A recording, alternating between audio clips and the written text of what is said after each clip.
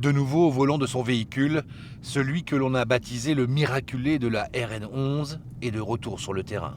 Donc mes missions aujourd'hui, c'est de surveiller le réseau, donc en complémentarité du travail de mes collègues.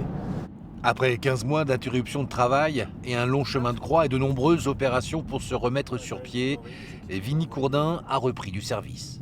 L'employeur a mis en place les moyens pour que je puisse être au volant au quotidien.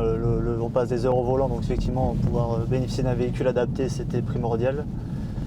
Les conditions de travail dans la partie administrative sont aussi bien faites, donc ça permet de venir un peu plus sereinement au travail, effectivement. Ça fait un peu la peinture ou... Ouais, ça roule. Sur le bord de la route, il y a de l'appréhension, même si ce n'est plus son cœur de métier. Le jeune homme reste vigilant et a toujours une pensée pour son collègue décédé. C'était le 22 mai 2023 sur la RN11, à hauteur de Sainte-Soule. Il est toujours là finalement, il est là dans la tête de chacun. On a tous chacun partagé des moments avec lui sur le réseau.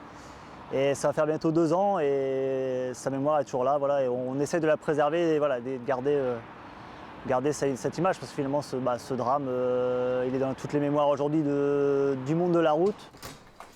Vinny, lui, s'en est sorti et a passé un concours interne pour devenir chef d'équipe. Un travail de 100% terrain en tant qu'agent, je suis passé à un travail 50% administratif, 50% sur le terrain.